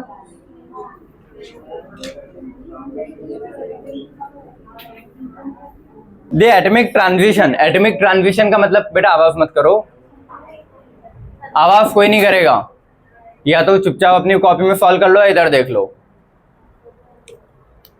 एटमिक ट्रांजिशन देखो यार, पहला चैप्टर चल रहा है तो तुम लोगों को टाइम लगेगा क्वेश्चन कैसे सॉल्व करते हैं, ठीक है। इसीलिए एटमिक ट्रांजिशन का मतलब ये होता है ना, रिंग में शिफ्ट हो रहा होगा कहीं ना कहीं। अब जब भी रिंग में शिफ्ट होता है तो हमेशा एटमिक ट्रांजिशन है most of the time higher से लोअर का ही बात कर रहा होता है, क्योंकि लोअर से हायर में एनर्जी एब्जॉर्ब होती है और हायर से लोअर आता है तो एनर्जी एमिट होती है। तो जो एमिटेड एनर्जी है उसकी फ्रीक्वेंसी, उसकी वेवलेंथ, उसकी एनर्जी, ये सब पूछता रहता है वो। तो जैसे उसने एटमिक ट्रांजिशन बोला, अपने को एक ये वाली इमेज क्लियर हो जानी चाहिए दिमाग में कि यहाँ से यहाँ आ रहा होगा और ये वेवलेंथ निकल रही होगी, एटमिक ट्रांजिशन, ठीक है। गिव राइज टू रेडिएशन और फ्रीक्वेंसी, देखो बताया इसने। तो ये जो फ्रीक्वेंसी निकल रही ना, ये इसकी फ्रीक्वेंसी कितनी दी है इसने, 10⁴ मेगा हर्ट्स, मेगा मतलब 10⁶, ठीक है, और हर्ट्स तो फ्रीक्वेंसी की यूनिट है। द चेंज इन एनर्जी पर mole of atoms taking place would be, एक मोल में कितनी एनर्जी चेंज हो रही है, द चेंज इन एनर्जी पर mole of atoms would be, ठीक है। हाँ तो देखो कुछ नहीं समझ में आ रहा कि क्या पूछ रहा है, क्या नहीं पूछ रहा है। द चेंज इन एनर्जी मतलब ये पूछ रहा है ना, ठीक है, कि यहाँ से यहाँ तक आने में एनर्जी का चेंज कितना होगा, वेवलेंथ दी है उसने कितनी निकल रही है, तो यहाँ से यहाँ पे आने में चेंज कितना होगा। जो फोटोन आता है उसकी एनर्जी कितनी निकलती है, h नहीं होती ना, E बराबर एच न्यू या एन एच न्यू, ठीक है। तो इसने बोला है पर मोल बोल दिया ना, पर मोल मतलब एक, ये बोल रहा था मैं तुम लोगों को कि अगर वो देता है, अगर मान लो वो पर 2 मोल देता तो n इक्वल टू 2 रखना पड़ता, 4 मोल देता तो n इक्वल टू 4 रखना पड़ता, और मोल का नाम भी नहीं लिया ना कुछ भी तो 1 रखेंगे। क्लियर है? तो बट बोल दिया पर मोल मतलब n की वैल्यू 1 है, ठीक है। और ये जो है फोटोन एमिट आता है, मतलब जो एनर्जी निकलती है वही एनर्जी ना, एक फोटोन की, फोटोन आया वही एनर्जी एब्जॉर्ब करेगा और वही एनर्जी रिलीज करता है। तो E बराबर एन एच न्यू, ठीक है। पूछा उसने चेंज इन एनर्जी है ना, मतलब एनर्जी है, कि चेंज इन एनर्जी का मतलब एनर्जी था वो, ठीक है। तो E पूछा हुआ है, n की वैल्यू कितनी थी 1, h की वैल्यू कितनी थी 6.6 इंटू 10 पावर माइनस 34, न्यू दिया है ना उसने 10 पावर 4, मेगा मतलब 10 पावर 6 हर्ट्ज। बस अब सॉल्व करना है, 10 पावर 4 और 10 पावर 6 कितना है, 10 पावर 10, तो 10 पावर 10 हो गया। ये 10 पावर 10 अगर मान लो मैं नीचे पहुंचा देता तो 10 पावर माइनस 10 हो जाता, उस माइनस 10 से माइनस का कट जाता ना, तो कितना बचता माइनस 24, 10 कट गया तो आंसर क्या आएगा 6.6 इंटू 10 पावर माइनस 24। ये क्लियर हुआ सभी को कैसे सॉल्व कर रहे हैं क्वेश्चंस? तो देखो यहाँ अगर तुमको बहुत कंफ्यूजन हो रहा है ना कि क्या पूछ रहा है क्या नहीं पूछ रहा है, उस पर्टिकुलर क्वेश्चन का मतलब समझ में है ना, था क्या, उससे रिलेटेड एक ही फॉर्मूला है अपने पास, वो रख दिया। फॉर्मूला रखने के बाद पता चल गया कि ई नहीं पता बाकी सब पता है, तो ई पूछ रहा होगा। क्लियर है? चलो अगला ये वाला, बेटा बातें नहीं, क्वेश्चन पढ़ रहा हूं सुनते जाना, ठीक है। रेडिएशन ऑफ वेवलेंथ, मतलब जो वेवलेंथ निकल रही होगी उसकी रेडिएशन कितनी दी है, वेवलेंथ लैम्डा, पहली वेवलेंथ क्या बताई उसने, लैम्डा, ठीक है। इल्यूमिनेटेड मतलब गिर रही है कोई मेटल सरफेस पे, आके टकरा रही है, इल्यूमिनेटिंग अ मेटल सरफेस। तो ये वाली चीज अपन कब पढ़ते हैं कि रेडिएशन ऑफ वेवलेंथ जो भी है इल्यूमिनेटेड ओवर मेटल सरफेस, फिर वहां से इलेक्ट्रॉन इजेक्ट होता है, फोटो इलेक्ट्रिक इफेक्ट में ना है, तो कि लाइट आई इस पे टकराई, बेटा पानी भी ले, लाइट आई मेटल सरफेस पे जैसे टकराई वहां से इलेक्ट्रॉन जंप होगा, और जो एनर्जी वो 2 पार्ट में लगती है, पहले तो उसको अलग करने में, न्यूक्लियस से बॉन्ड तोड़ने में, फिर उसकी काइनेटिक एनर्जी में। तो वही क्वेश्चन होगा है, मेटल सरफेस दे दिया है, इजेक्ट फोटो इलेक्ट्रॉन। क्लियर है? पीछे वालों आ रहा है समझ में तुम लोगों को, नए वाले तुम लोगों को बेटा? चलो, तो radiation of wavelength lambda illuminated on metal surface, ये वही वाला पोर्शन है, लाइट आई फिर यहाँ से इलेक्ट्रॉन जंप कर जाता है, ठीक है, and eject photo electron of maximum kinetic energy. और ये बताया था कि जो H nu not work function जो लेते हैं वो मिनिमम रखते हैं और काइनेटिक मैक्सिमम रखते हैं, तो उससे कंफ्यूजन नहीं होना है कि मैक्सिमम मिनिमम का क्या लेना देना, कोई लेना देना नहीं है, ठीक है। जो है वही है, काइनेटिक एनर्जी कितनी दी है 1 इलेक्ट्रॉन वोल्ट, ठीक है। अनदर रेडिएशन, एक रेडिएशन ये आई जिसमें काइनेटिक एनर्जी कितनी निकल रही है 1 इलेक्ट्रॉन वोल्ट, और वेवलेंथ कितनी थी लैम्डा। दूसरा अनदर रेडिएशन ऑफ वेवलेंथ λ/3, ये देखो वेवलेंथ चेंज करूँगा तो उसकी एनर्जी भी चेंज होगी ना, तो एनर्जी चेंज तो बाकी सारी जो इलेक्ट्रॉन निकल रहा होगा उसके काइनेटिक एनर्जी भी चेंज होगी, तो वही। तो दूसरी वेवलेंथ क्या दी है इसने, ये eject photo electron of maximum kinetic energy 4 electron volt. तो 2 इक्वेशन दी है ना, और इस फॉर्मूले से ये जो कंडीशन दी है अपने को एक ही फॉर्मूला आता है, वो फॉर्मूला क्या है, एच न्यू की अगर लाइट आ रही है तो वो 2 काम में लगती है, work function plus kinetic energy. Kinetic energy को मैक्सिमम लिखता हूँ, वर्क फंक्शन को मिनिमम लिखता हूँ, तो H nu is equal to H nu not बोलता हूँ ना बेटा, प्लस काइनेटिक एनर्जी, ठीक है। और इसने वेवलेंथ दी है ना, तो मैं फ्रीक्वेंसी को वेवलेंथ में कन्वर्ट कर लूँ ना, c/λ, तो ये भी क्या हो जाएगा hc/λ is equal to hc/λ not plus kinetic energy. ये फॉर्मूला है अपना, समझ में आया फॉर्मूला खासा है। अब 2 कंडीशन दी थी तो 2 कंडीशन मेरी भी क्रिएट होगी, ठीक है। पहली कंडीशन में क्या है, वेवलेंथ लैम्डा दिया है, तो पहली कंडीशन लिख रहा हूँ बेटा ना, वेवलेंथ लैम्डा दिया है तो hc/λ ही रहेगा ये तो, ठीक है, इज इक्वल टू, और पूछा गया है वर्क फंक्शन पूछा है ना फाइनली मेटल का, what would be the work function of metal, मतलब फाई पूछा है। देखो फाई तो कोई भी मेटल का कांस्टेंट होता है ना, मान लो मैंने यहाँ एक टेबल रखी है लोहे की, उस पर मैंने एक फ्रीक्वेंसी मारी, काइनेटिक एनर्जी कुछ और निकल रही थी, फ्रीक्वेंसी चेंज की काइनेटिक एनर्जी कुछ और, लेकिन मेटल का वर्क फंक्शन तो वही होगा ना, वर्क फंक्शन का मतलब क्या, वो इलेक्ट्रॉन उसके न्यूक्लियस से कितनी पावर से जुड़ा है, वो तो वही होगा। बस एनर्जी ज़्यादा आएगी तो जल्दी निकल जाएगा, एनर्जी कम आएगी तो लेट निकलेगा, ये फ़र्क है। तो अपने को वर्क फंक्शन निकालना है, ठीक है। 2 इक्वेशन दिए तो 2 इक्वेशन में बना रहा हूँ, ठीक है। पहले ये लैम्डा दी थी, उसके साथ काइनेटिक एनर्जी कितनी, 1 इलेक्ट्रॉन वोल्ट दी है ना, तो H मतलब वर्क फंक्शन को तो फाई रहने दूँ ना मैं, ठीक है। या फिर रुको, फाई की बजाय उसको hc/λ0 पूरा ही लिख देता हूँ, या फिर फाई लिखूँ, एक ही बात है, ये पूरा ही वर्क फंक्शन है, याद रखना, ठीक है। प्लस काइनेटिक एनर्जी कितनी है, 1 इलेक्ट्रॉन वोल्ट। दूसरी कंडीशन, उसमें hc/λ की वैल्यू कितनी दी है, λ/3। तो जब नीचे ऐसे λ/3 लिखते हो तो 3 ऊपर चले जाता है, तो 3 और नीचे लैम्डा रह जाएगा, आता है ना सभी को, ठीक है। इज इक्वल टू इसका भी hc/λ0 work function plus kinetic energy कितनी दी है, 4 इलेक्ट्रॉन वोल्ट, ठीक है। अब दोनों में ये चीज कांस्टेंट है ना, तो मेरे को इसकी एक चीज को रिप्लेस करके दूसरी चीज में रखना पड़ेगा, ठीक है। अब तुमको hc/λ की वैल्यू कुछ दिख रही है, ये hc/λ की वैल्यू कितनी है, इक्वल टू का मतलब LHF इक्वल टू RHF है ना। जब ये पूरा सॉल्व कर लूंगा तो वो hc/λ के बराबर ही आएगा, इक्वल टू का मतलब यही होता है। तो यहाँ पे मुझे hc/λ दिख रहा है ना, तो इस hc/λ में ये वैल्यू रख दूंगा, तो क्योंकि मेरे को ये गायब नहीं करना है, ये मत करना कि ये यहाँ रहने दिया, इसको इधर ले आए और इसकी वैल्यू यहाँ रख दी, तो पूरा वर्क फंक्शन ही गायब कर दिया ना तुमने। फिर वर्क फंक्शन को सेफ रखना है, वही तो निकालना है, क्लियर है। तो ये नहीं करोगे कि hc/λ -1 और ये hc/λ0 के बराबर आया तो hc/λ0 की वैल्यू यहाँ रख दी, तो hc/λ0 यहाँ से भी गायब, यहाँ से भी गायब, निकालोगे क्या फिर, क्लियर है ना। तो ये ऐसे ही रखेंगे, इसके अलावा बाकी कोई चीज़ को चेंज करेंगे। अब 4 को तो 1 से कर नहीं सकता मैं, बचा क्या, यही ऑप्शन बचा है मेरे पास। तो यहाँ hc/λ की वैल्यू ये आ रही है, तो यहाँ 3 hc/λ की वैल्यू में hc/λ लिख दूंगा ना, तो इसको जब सॉल्व करूँगा यहाँ पे कर रहा हूँ, ठीक है।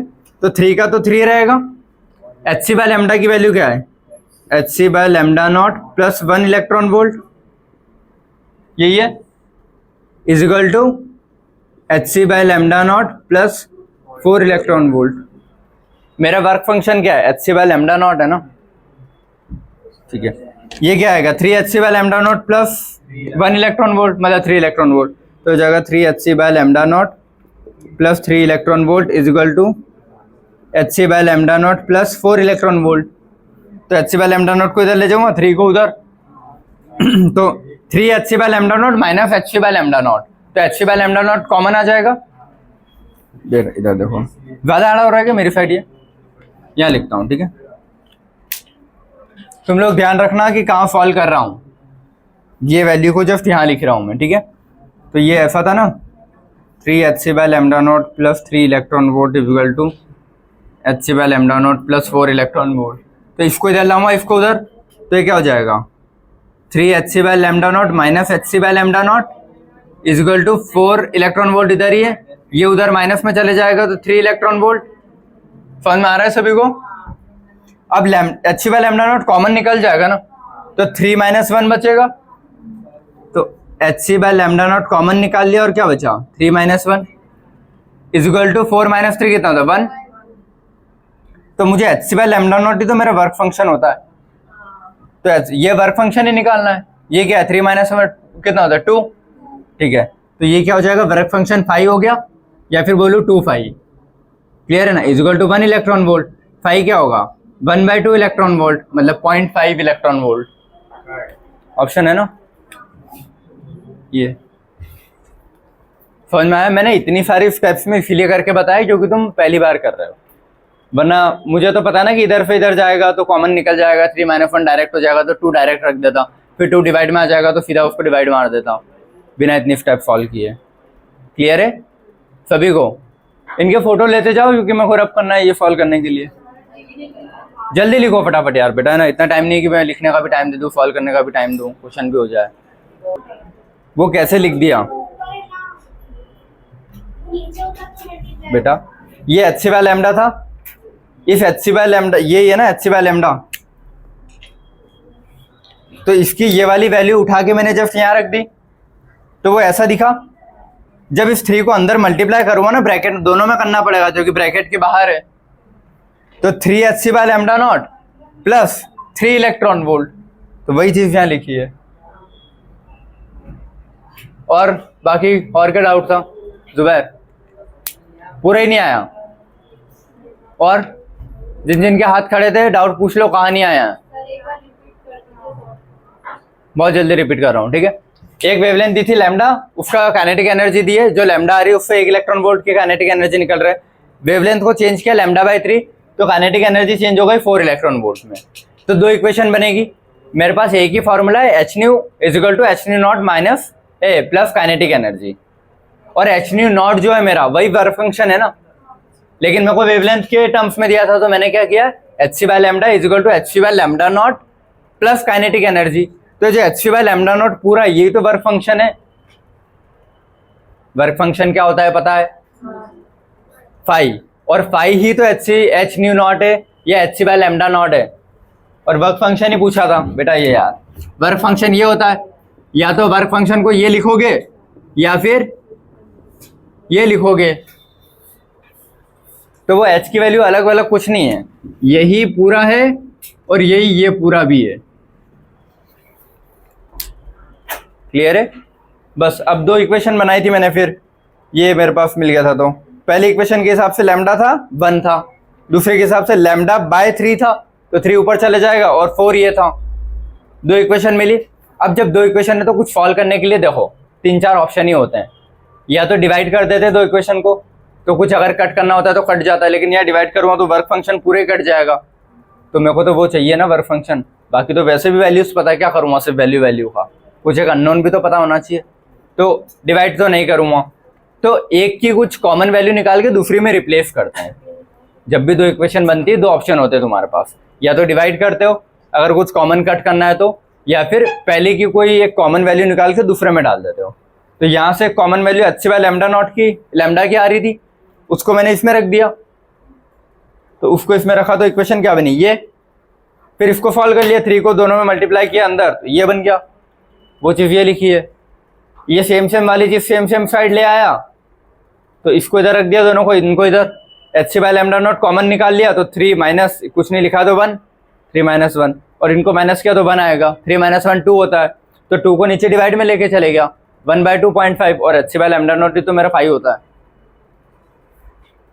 क्लियर है? खुद से पेन पेपर उठा के दिमाग लगाओगे तब बनेगी चीज़ें, वरना मैं ऐसे 10 बार भी बता दूंगा तो नहीं बनेगी, जब तक खुद दिमाग नहीं लगाओगे। है सिंपल, ठीक है बेटा। ये रहा क्वेश्चन अगला, बात नहीं। The maximum kinetic energy of photons ejected from a metal, ये वही है ना, फोटोन इजेक्ट हो रहे मेटल से, मतलब फोटो इलेक्ट्रिक का क्वेश्चन होगा। फोटो इलेक्ट्रिक का एक ही फॉर्मूला है तुम्हारे पास, h nu is equal to H nu not plus kinetic energy. Kinetic energy का फॉर्मूला होता है या तो हाफ mv² अगर वेलोसिटी पूछ रहा है तो, और स्टॉपिंग पोटेंशियल पूछ रहा है तो ev नॉट होता है, बस और कुछ चेंज नहीं होता है इस फॉर्मूले में, इतना ही फॉर्मूला है वो। तो maximum kinetic energy of photon ejected from metal surface when it is irradiated with radiation of frequency. समझ में आया ना? कुल मिला के इंग्लिश लिखी है, बोल रहा है जो लाइट आ रही है उसकी फ्रीक्वेंसी कितनी है ये, और ये जो वैल्यू दी है ये क्या है, काइनेटिक एनर्जी है। पढ़ो अब इंग्लिश तो समझ में आएगा। Maximum kinetic energy of photon ejected from metal when it is radiated with radiation of frequency, ये इज, तो ये इज किसके लिए लिखा है, काइनेटिक एनर्जी के लिए लिखा है, ठीक है।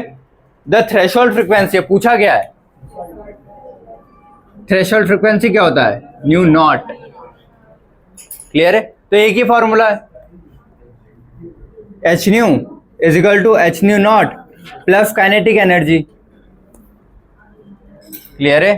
देखो वो जो मैं बोल रहा हूं, अगर वेलोसिटी पूछता तो हाफ mv² रख के v निकालता, अगर स्टॉपिंग पोटेंशियल पूछता तो काइनेटिक एनर्जी की जगह क्या रखता, ev नॉट, और ये होता है वो क्या स्टॉपिंग पोटेंशियल, ये ई नहीं ये ev नॉट होता है स्टॉपिंग पोटेंशियल, सिर्फ v नॉट, ठीक है। तो अभी तो अपने को ऐसा कुछ नहीं दिया ना, इतना टफ तो क्या इतना अलग नहीं दिया ना, सिर्फ काइनेटिक एनर्जी लिखना है। क्लियर है?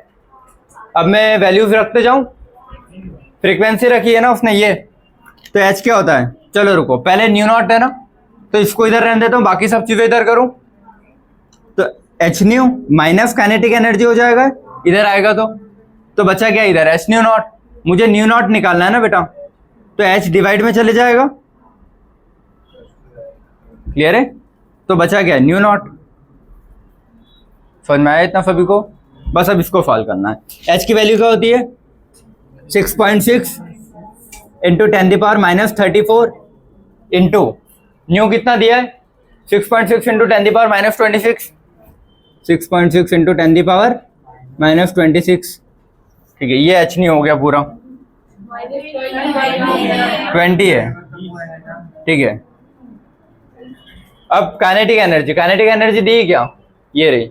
अरे ये तो काइनेटिक एनर्जी फ्रीक्वेंसी ये रही है ना, कितना 2 इंटू 10⁻14 ये फ्रीक्वेंसी दी है, ये काइनेटिक एनर्जी थी। ठीक है, काइनेटिक एनर्जी कितनी है 6.6 इंटू 10⁻⁻20। वो 3 तो कट कर दूं, कोई बात नहीं। राउंड फिगर में मुझे पता ना कि ये 6.6 है, तो उसको 3 क्यों रखूं, क्योंकि ये कॉमन निकलेगा। दिखते से ही पता लग रहा है ना, माइनस आगे मतलब कॉमन निकल जाएगा। ये अपॉन में क्या है एच है, एच क्या होता है 6.6 इंटू 10⁻⁻34। अब देखो बिना पेन उठाए मुझे इतना समझ में आ रहा है कि यहाँ से 6.6 कॉमन निकलेगा, वहां से कॉमन निकलेगा, वो 6.6 नीचे वाले 6.6 से कट जाएगा, बचेगा यहाँ सिर्फ 2 और कुछ नहीं है। बाकी ये माइनस माइनस प्लस वाले सब 10 पावर वाले ऐसे ही कट जाएंगे। ठीक है, मैं सॉल्व कर देता हूँ, एक स्टेप में तुमको कॉमन निकाल के बता देता हूँ। 6.6 कॉमन निकला बेटा, और माइनस का भी कुछ कॉमन निकालू क्या, नहीं निकालना पड़ेगा। माइनस का कितना कॉमन निकलेगा, -20 का ही कॉमन निकल पाएगा, कोई ऑप्शन नहीं है ये, क्योंकि देखो यहाँ मिनिमम वैल्यू क्या है माइनस में 20 है ना, तो 20 का ही कॉमन निकाल पाऊंगा, उससे ज्यादा ऑप्शन नहीं है। तो -20 कॉमन निकाल लिया। अब ये तो 1 बचा ना, बस 1 इंटू यहाँ कितना बचेगा 20 कॉमन निकाल लिया तो 14 10⁻⁻14। ठीक है, ये इंटू ये इसका था बेटा ना, बस इसको बड़ा ब्रैकेट मारता हूँ। ठीक है, ये इंटू 2 तो रहेगा ना, और 10⁻14 भी है, उसको तो कुछ नहीं किया मैंने। ठीक है, ये ब्रैकेट क्लोज, माइनस 6.6 कॉमन निकाल लिया, 10⁻⁻20 भी कॉमन निकाल लिया, तो क्या बचा 1 को खाना नहीं है। ठीक है, कुछ कॉमन निकला है तो 1 बचेगा ना वहां। ठीक है, डिवाइड में क्या है, क्या हो गया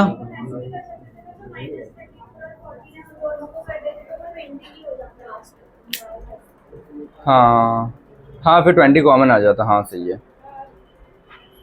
हाँ वो सही है, ज़्यादा बेटर है। हाँ वो फिर कैलकुलेट याद है।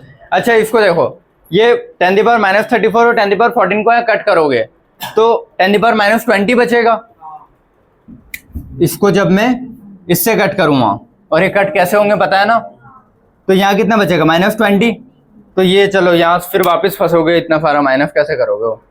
ठीक है, हाँ अरे कर कैसे भी सकते हैं, लेकिन वही है कि जितना सिंपल पड़े।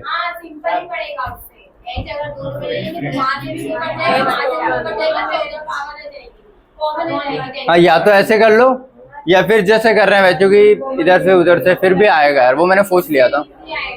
चलो जैसे तुमको बन रहा है वैसे करो।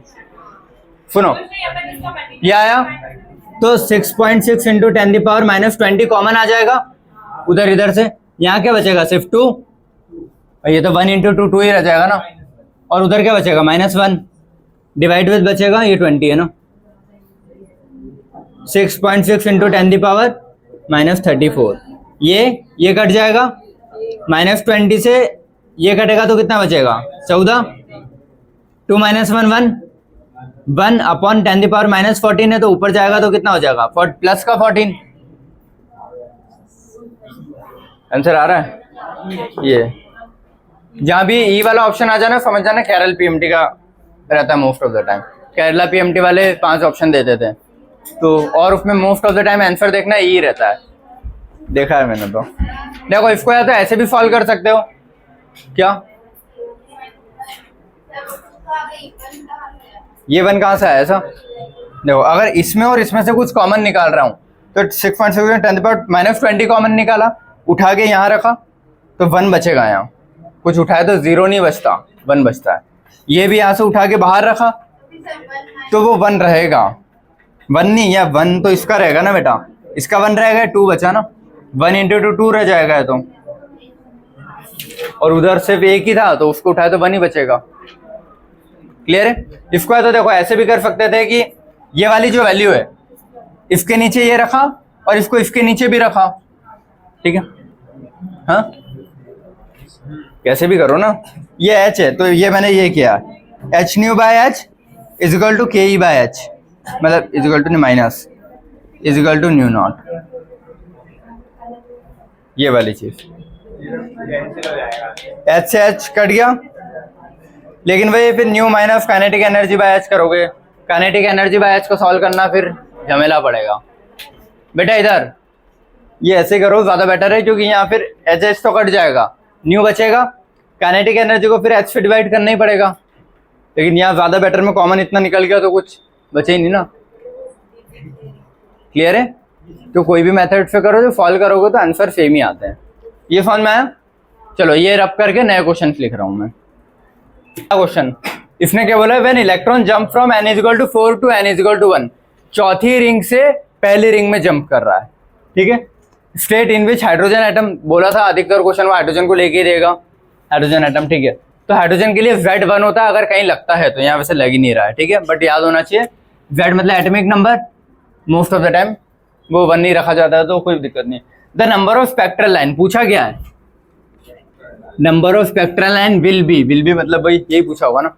तो नंबर ऑफ स्पेक्ट्रल लाइन का बताया था कि मान लो क्या बोल रहा है 4 से 1 में आ रहा है, तो टोटल कितनी लाइन बन सकती है, एक डायरेक्ट आ सकता है, एक पार्ट में आ सकता है, दो का जंप करके आ सकता है, सीधा तीसरे और तीसरे से 1, चौथे से तीसरा और तीसरे से डायरेक्ट 1, बहुत सारी बन सकती है। तो या तो ऐसे करके गिनने बैठो, फिर गिनने में अगर कुछ भी एक मिस हो गई तो आंसर गलत आएगा। तो फॉर्मूला बेस्ट है ना, जो भी गैप होता है 4 से 1 में आ रहा है तो 4 से 1 का गैप कितना होगा, 3 का, 4 माइनस 1 3, उससे एक ज्यादा बढ़ा दो, 4 का मल्टीप्लाई करके डिवाइड विद 2, तो इसका ये आंसर होगा ना बेटा अपना। गैप कितना है, 4 माइनस 1 कितना होता है, 3 होता है ना, तो 3 और फिर उससे एक बढ़ाया 4 डिवाइड विद 2, 4 3 12/2 6। तो पेन नहीं भी उठाता तो बन जाता ना, सीधा जैसे देखा मैंने कि नंबर ऑफ स्पेक्ट्रल लाइन पूछा है, गैप इनटू गैप से ज्यादा डिवाइड विद 2, सिंपल है, ठीक है। अगला, if the electron in hydrogen atom drop from n equal to 6 to n equal to 4, कहाँ आ रहा है, 6 से 4 में आ रहा है, ठीक है। अगर इसकी स्पेक्ट्रल लाइन पूछता तो क्या आता, 2 इंटू 3/2, गैप कितना 2 का है ना, 2 इंटू 3/2, 3 2 6/2 3, अगर पूछता तो। अभी देखते हैं, the radiation emitted in which series of lines in the spectral line of atomic hydrogen. इस इंग्लिश का मतलब ये है कि जिस लाइन में ये लाइन्स गिर रही है वो कौन सी लाइमन बामर से लेके किस में आ रहा है, कहाँ देखो 6 से आ रहा है, कहाँ पे 4 में आ रहा है ना, तो 4 में बताया था पहले में लाइन आएगी तो क्या बोलते हैं, लाइमन, दूसरे में सारी लाइन गिरते तो बामर, तीसरे में गिरते तो पाशन, चौथे में गिरते तो लाइमन बामर, ब्रैकेट, ठीक है। इसका आंसर क्या आएगा, ब्रैकेट, लाइमन बामर पाशन ब्रैकेट, चौथा है ना।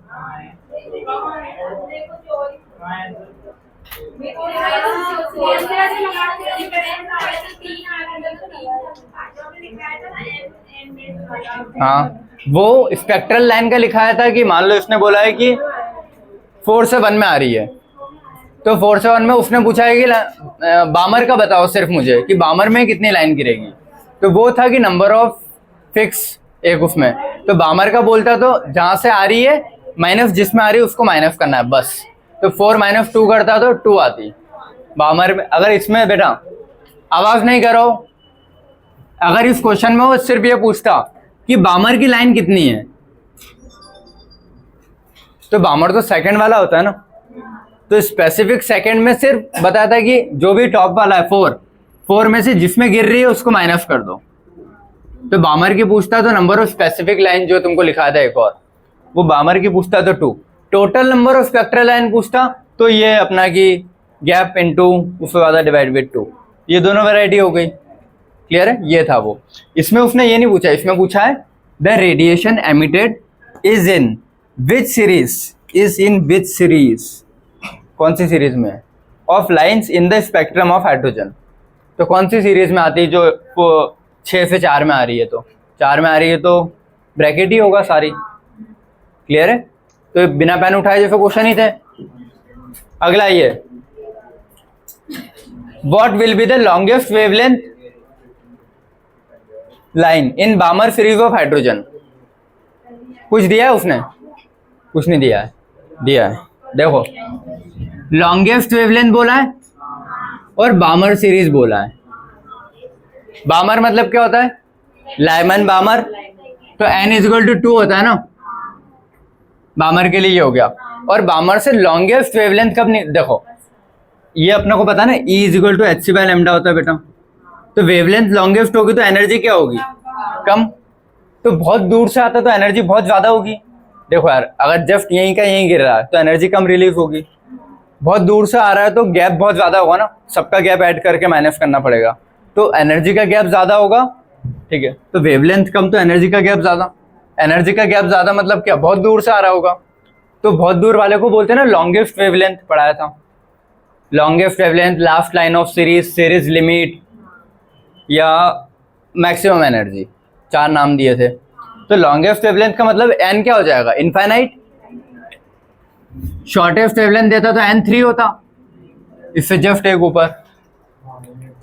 अरे यार, लॉन्गेस्ट वेवलेंथ बोला है, वेवलेंथ लॉन्गेस्ट है या ज्यादा है? ठीक है, तो एनर्जी मिनिमम, अच्छा सॉरी हाँ, लॉन्गेस्ट वेवलेंथ है तो एनर्जी मिनिमम जस्ट ऊपर वाली लाइन का होगा, है ना। तो n इक्वल टू 3 आएगा। लेकिन अगर वो ये बोलता है कि शॉर्टेस्ट वेवलेंथ, तो एनर्जी मैक्सिमम इनफाइनाइट पे होती है। ये चीजें लिखवा दी थी तुम लोगों को, ठीक है। रटना नहीं है वो, इससे निकालते रहना। वेवलेंथ से बहुत कंफ्यूजन होता है, इसीलिए एनर्जी समझ में आती है कि हाँ एनर्जी के गैप से। वेवलेंथ से नहीं समझ पाओगे। तुमको क्या पता है कि यहाँ से यहाँ तक की वेवलेंथ छोटी होगी कि दूर से आ रहा है तो छोटी होगी, नहीं याद कर पाओगे। एनर्जी का पता रहता है कि इसका गैप का एनर्जी का कम है, इसका गैप एनर्जी का ज्यादा है। तो एनर्जी और वेवलेंथ तो इनवर्स में है ना, तो पता कर लेते हो। क्लियर है? तो यहाँ पे n1 n2 पता लग गए। अब क्या पूछ रहा है? What will be the longest wavelength line in बामर series of hydrogen.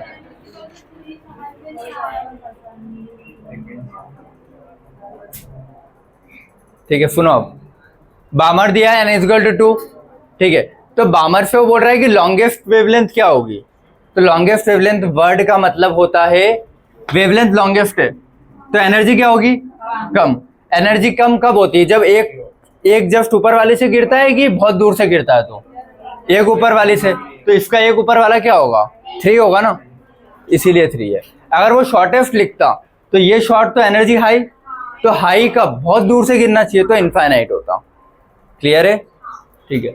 अब इसने क्या पूछा? What will be the longest wavelength line. तो लॉन्गेस्ट वेवलेंथ की लाइन पूछी है, लैम्डा पूछा है, ठीक है।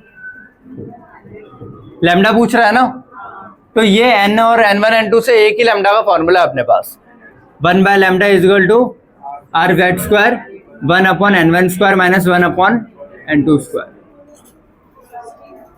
वेवलेंथ पूछा है, r मुझे पता है, देखो मीटर में दिया है तो 1 बाय r वाली वैल्यू ज्यादा सही है, 912 एंगस्ट्रॉम, क्योंकि ये इधर शिफ्ट कर दूंगा तो। क्लियर है? z क्या है? हाइड्रोजन है तो 1 बाय n1 1 बाय n2 रख दोगे, सॉल्व कर लोगे। देखो लैम्डा उधर ले जाना है तो r तो क्या हो जाएगा? z1 हो जाएगा। देखो मैं थोड़ा बहुत सॉल्व कर देता हूँ, ज्यादा नहीं कर रहा हूँ, ठीक है। r इधर आएगा तो 1 बाय r हो जाएगा, z1 हो गया इक्वल टू लैम्डा इंटू 1 का square 1 upon n1 square minus n1 क्या है, अब तो पता ही है ना मेरे को कहाँ से आ रहा है। ये n1 है ना और n2 वो है, तो n1 का स्क्वायर मतलब 2 का स्क्वायर और n2 मतलब 3 का स्क्वायर। तो इस चीज को सॉल्व करके मैं इधर शिफ्ट कर दूंगा। 1 का स्क्वायर तो 1 नहीं रहेगा, लैम्डा मेरे को पता करना है। 1 बाय r की वैल्यू होती है 912, ये तो एंगस्ट्रॉम होती है, सॉरी। r अगर उधर ही रखोगे तो 109618 पर सेंटीमीटर, वरना एंगस्ट्रॉम को सेंटीमीटर में कन्वर्ट कर लो कि 912 एंगस्ट्रॉम है तो 912 into 10 the power -10 centimetre, sorry metre होता है। ये, ठीक है। तो अपने को कहाँ में दिया है, मीटर में दिया है, और नैनो रखा है तो इसको नैनो में कर दो और 1 0 रहने दो बस। क्लियर है?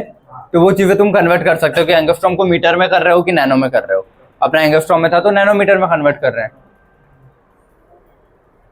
कर लोगे ये सब?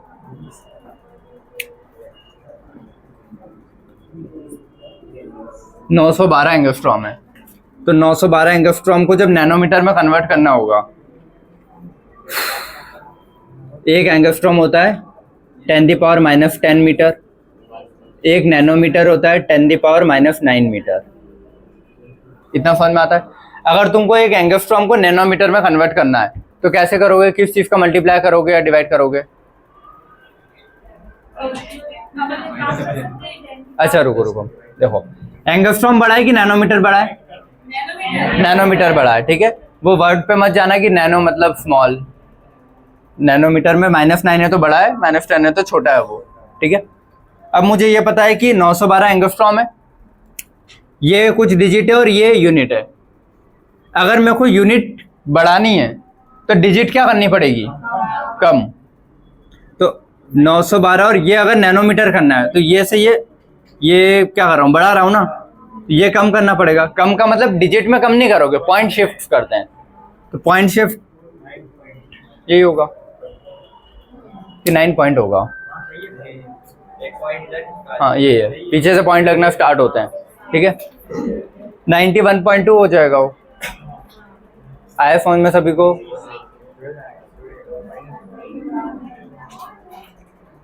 हाँ, -1 का मल्टीप्लाई करोगे तो नीचे जाएगा तो पॉइंट लगेगा। ये समझ में आया सभी को?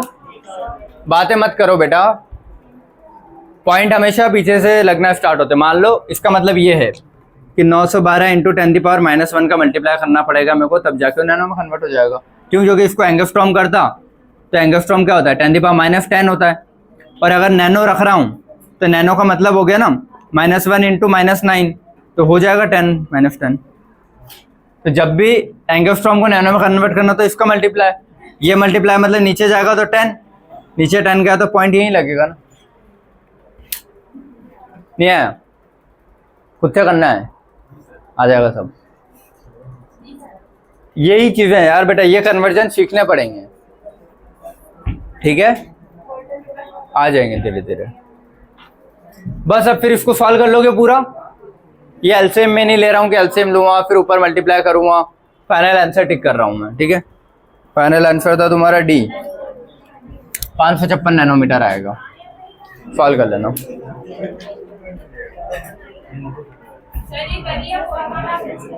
ये ना, हाँ बी, हाँ इधर देखो बेटा, सारे इधर बातें कर लो या तो पहले। इसका आंसर आया किसी का? किसका आया? तुम 3। Same answer? सेम आंसर, ठीक है। नहीं, इधर देखो अब, द फ्रीक्वेंसी ऑफ लाइट, बेटा आवाज मत करो है ना, मैं इसके बाद वरना नहीं करवाऊंगा क्वेश्चन। मुझे कह दो तो क्वेश्चन करवा के छोड़ दूंगा मैं। The frequency of light emitted for a transition, कहां से कहां आ रहा है? 4 से 2। कौन सा एटम दिया है? हीलियम। तो Z कितना होगा? 1 क्यों होगा? 2 होगा ना, ठीक है। हाइड्रोजन होता तो 1 रखते हैं। Z is equal to the, अब इसने क्या बोला? ये इक्वल है किस चीज के बराबर है? इसकी फ्रीक्वेंसी किस चीज के बराबर है? Equal to the transition in hydrogen atom. कि ये बोल रहा है क्वेश्चन का, अब करस्पॉन्ड टू द फॉलोइंग, ठीक है। इसका मतलब ये कि हीलियम में जब 4 से 2 आ रहा था, 4 से 2 पे जब आ रहा था इलेक्ट्रॉन, तो जो फ्रीक्वेंसी निकल रही थी वो फ्रीक्वेंसी अगर हाइड्रोजन में किसके बराबर होगी? कहां से कहां आएगा तो हाइड्रोजन में बराबर रहेगी, ये पूछ रहा है। फ्रीक्वेंसी इक्वल बोल दिया उसने, हाँ कब होगी ये पूछा है। फ्रीक्वेंसी इक्वल बोल दिया ना, तो मैं इधर यहाँ पे सॉल्व कर रहा हूँ, ये मिटा रहा हूँ ना। अगर ये लिखना है नैनो आना तो लिखते रहना, वरना दिमाग में रखना, ठीक है। देखो बेटा, क्वेश्चन में बोला ना फ्रीक्वेंसी सेम है। फ्रीक्वेंसी किसकी? हीलियम प्लस की, और फ्रीक्वेंसी हाइड्रोजन की सेम है। ठीक, इसको मैं पता है बिना पेन उठाए आखिरी में अभी फटाफट कर दूंगा, ठीक है, बट तुमको सॉल्व करवाने के लिए करवा रहा हूँ। फ्रीक्वेंसी क्या होता है, मतलब 1/λ के बराबर चली जाएगी उसमें सारी चीजें, ठीक है। तो 1/λ helium plus is equal to 1/λ hydrogen आए।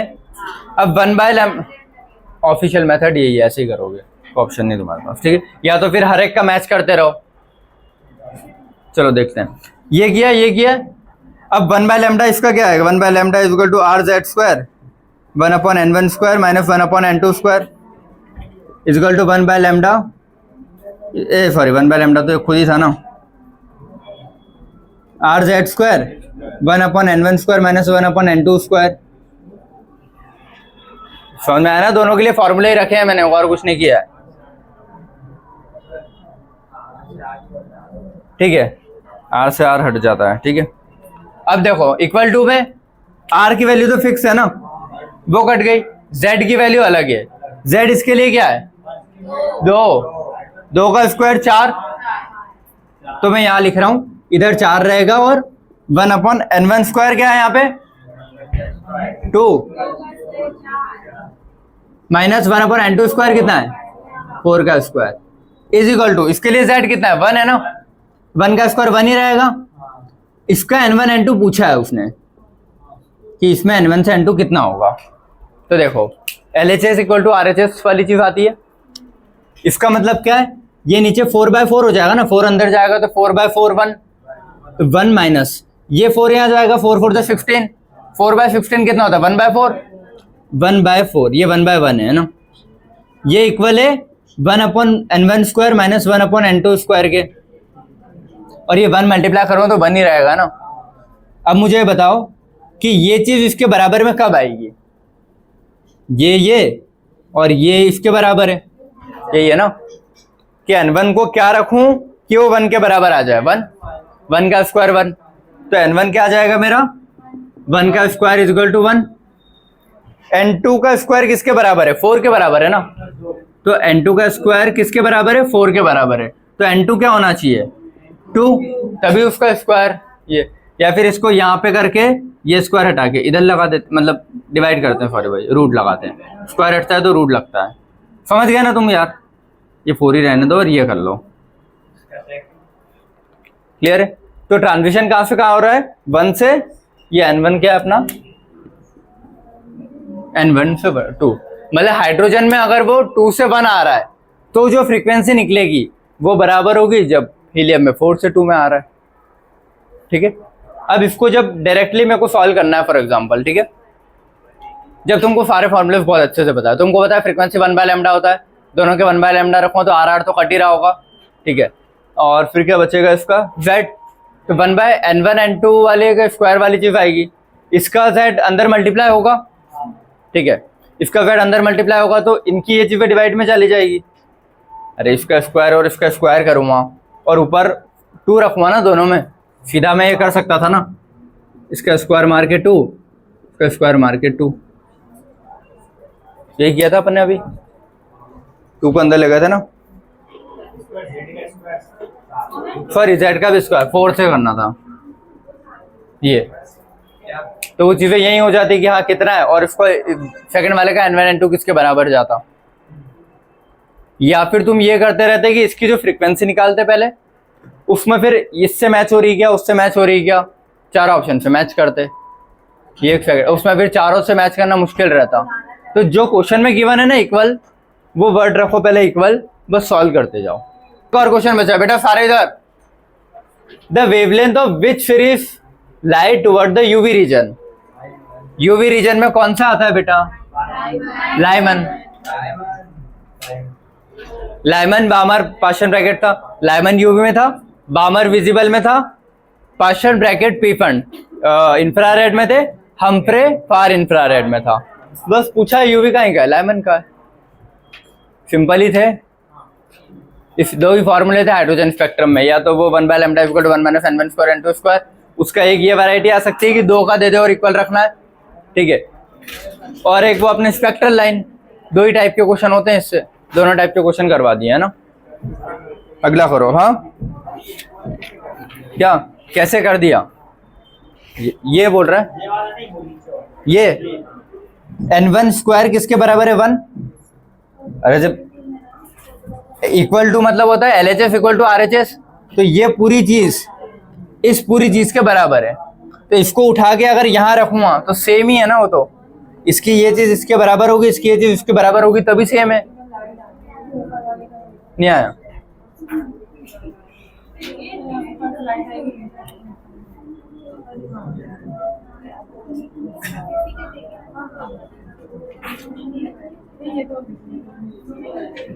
इधर देखो बेटा, सारे इधर देख लो, अगर ये चीज नहीं सॉल्व करते आएगी तो, वरना फिर यहाँ एलसीएम लेके फिर तुम आगे तक पहुंच जाओगे और बोलोगे क्या करें अब।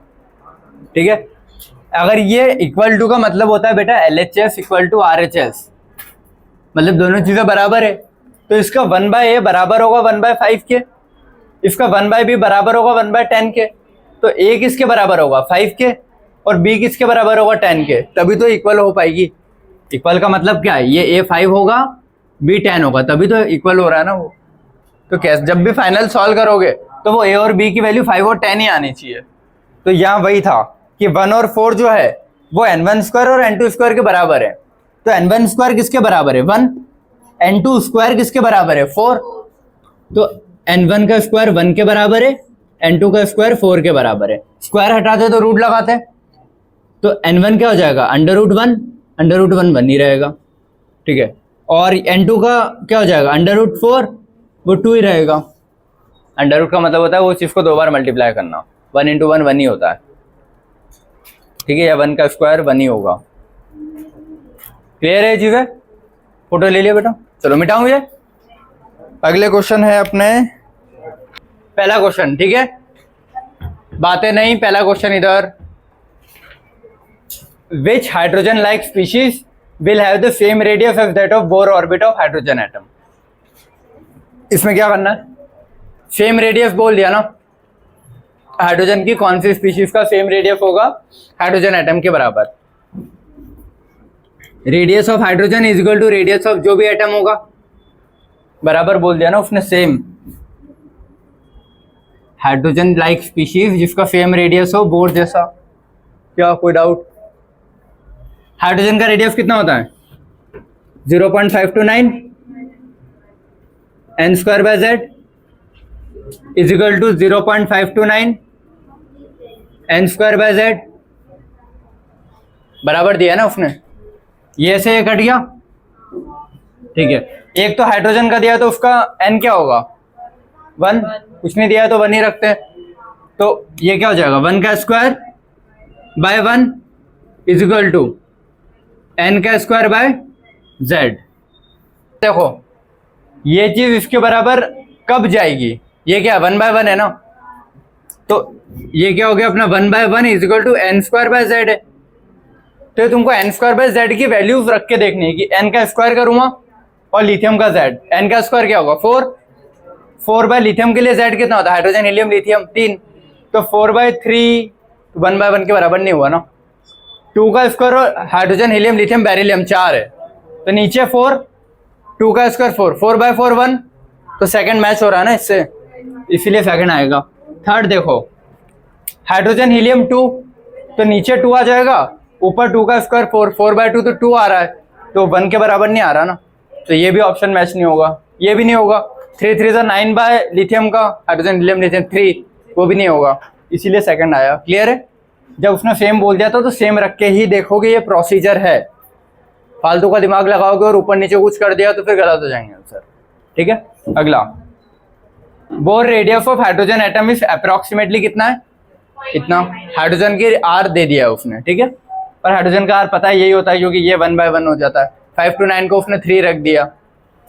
The radius of orbit of first excited state, first excited बोला है तो n इज इक्वल टू क्या होगा 2, तो n इज इक्वल टू 1 के लिए दे रखी थी, n इज इक्वल टू 2 के लिए पूछी है, कर लोगे ना।